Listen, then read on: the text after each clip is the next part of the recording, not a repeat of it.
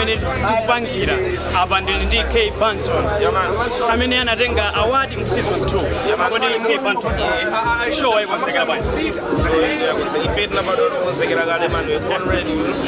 so limene tiloyenera kuti mutifunse so yeah ife we're born ready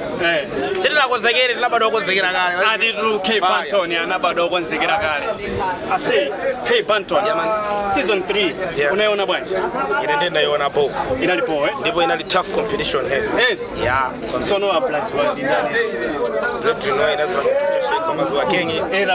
yeah zina nenda hiyo force black sober black sober simwakonzeka basi kwa show drink guys asinikomenya Coca-Cola maziwa yake jadi amafana kuti iwo tunapona Kenya umuntu ndimene ndachezera ndi K Banton akutango mwa Coca-Cola komanso show wayikonzekera anabadwa konzeka kale tatiyeni tuoneleza mbisa yeah